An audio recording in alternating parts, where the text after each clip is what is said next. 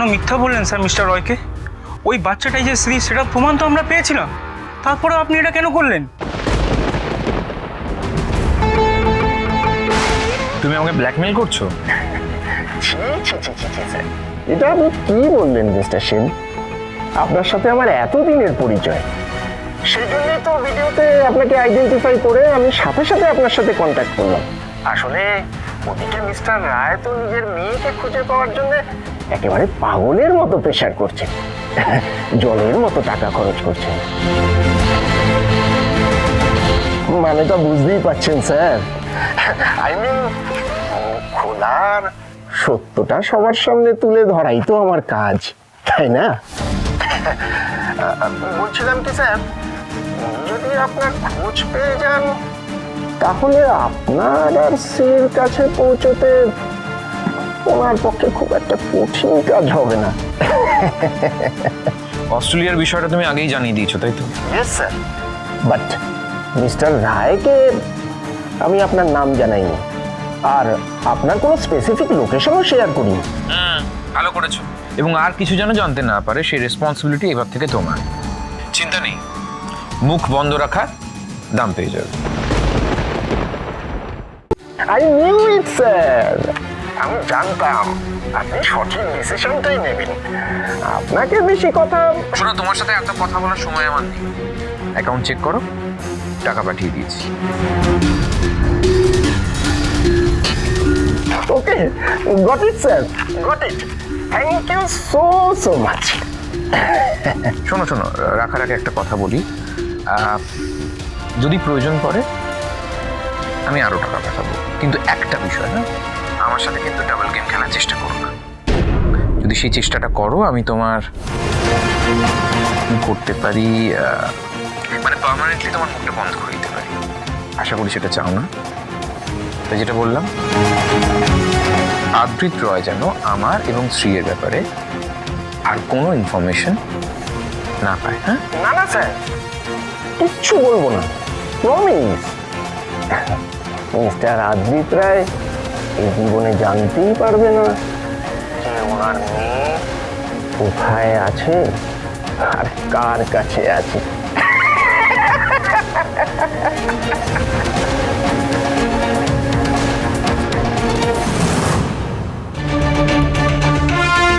এইভাবেই একটা কেসে আমরা দুদিক থেকে পেমেন্ট পাবো।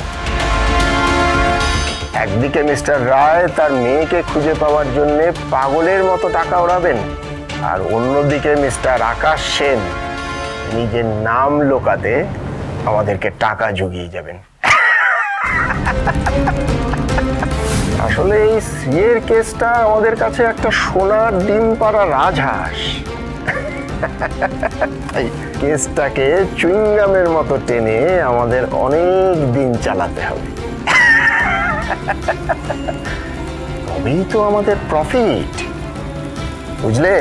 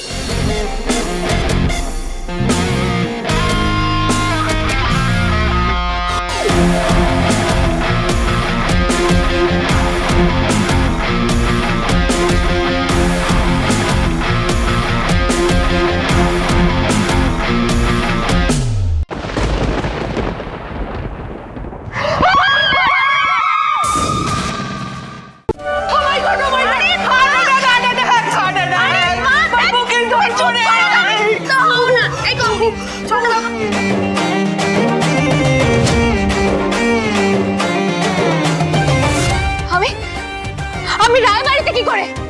আমি তো বুঝতে পারছি না আমি এখানে এলাম কি করে? কে এনেছে আমাকে? হ্যাঁ, কে কিডন্যাপ করে আমাকে এই বাড়িতে নিয়ে এসেছে? আমি বুঝতে পারছি না, বলুন আমাকে। এই জলটা আমি খাবো। এই এত চেঁচাচ্ছে কেন আরিয়া? কামড়ে টামড়ে দেবে নাকি? এই তুমি কোন জঙ্গলে বড় হয়েছো? হ্যাঁ, এত চেঁচাচ্ছ কেন? চুপ করো। কে কিডন্যাপ করে নিয়ে এসেছে আমি তো বুঝতে পারছি না। এই চুপ, একদম চুপ।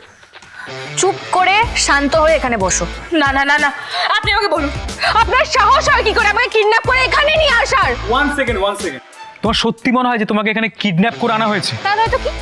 কত কষ্টে ওই ছেলেগুলোর কাছ থেকে বাঁচলাম, তারপর আরো ডেঞ্জারাস লোকেদের মাঝখানে এসে আমাকে ছেড়ে দিল। আমি না পুলিশকে ফোন করবো, এক্ষুনি পুলিশকে ফোন করবো, পুলিশের হেল্প নেবো। আমি ড্যাডকে ফোন করছি। আমার phone, where is my phone? আমার ফোনটা কোথায়?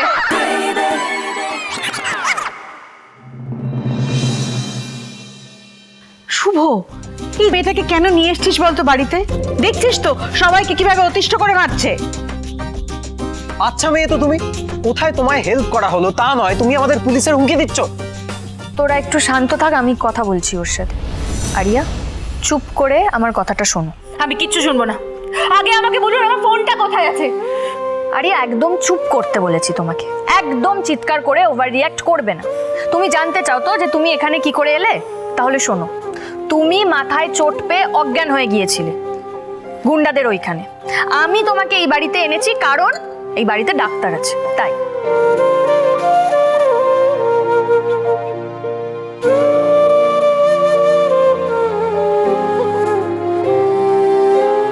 এখানে তোমার ট্রিটমেন্টই হচ্ছিল, তোমার মাথায় চোট লেগেছে তাই ওষুধ লাগিয়ে দিচ্ছিলাম। এবার তো বুঝলে যে আমরা কেউ তোমাকে কিডন্যাপ করিনি। আর শোনো, তোমাকে কিডন্যাপ করেন আমাদের কারোর কোনো শখ নেই গো।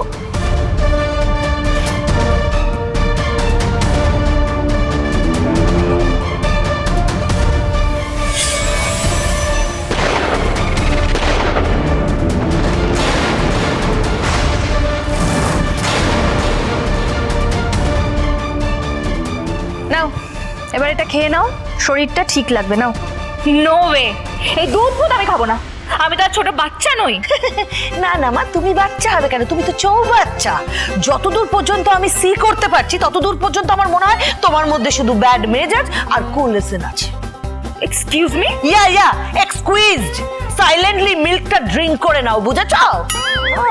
হ্যাঁ, মাথায় তো বদরাগের পোকাগুলো একেবারে কিলবিল কিলবিল করছে। একটু দুধটা খেয়েই নাও না, তাহলে তোমার চেঁচানি থেকে আমরাও একটু বাঁচি।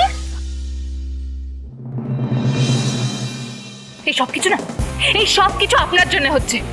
আপনার জন্য আবার আমাকে এতগুলো লোকের ফালতু ফালতু কথা শুনতে হচ্ছে। কেন নিয়ে এলেন আমাকে এখানে?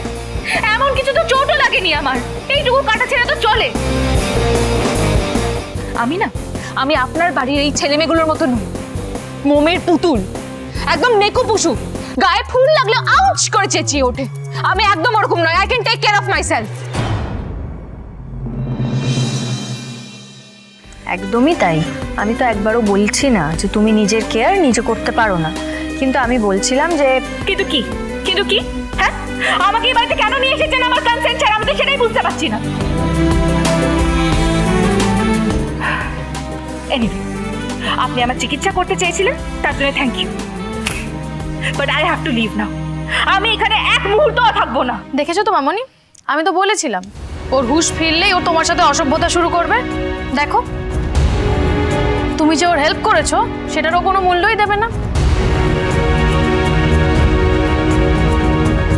তোর ওকে হেল্প করতে যাওয়ার কি দরকার ছিল শুভ? কি দরকার ছিল? সেদিন দেখিসনি বাড়িতে এসে এই অকৃতজ্ঞ মেয়েটা কিরম হুলুস্থুলু বাঁধিয়েছিল? তারপরে তুই আজ আবার ওকে বাড়িতে নিয়ে এলি। যাক, ও বরং চলেই যাক, আটকেও না ওকে। আরে আমি তোর প্রেশারটা মেপে দেখেছি, লো প্রেশার, রাস্তায় গিয়ে মাথা ঘুরে পড়ে যাবে। থাক পড়ে।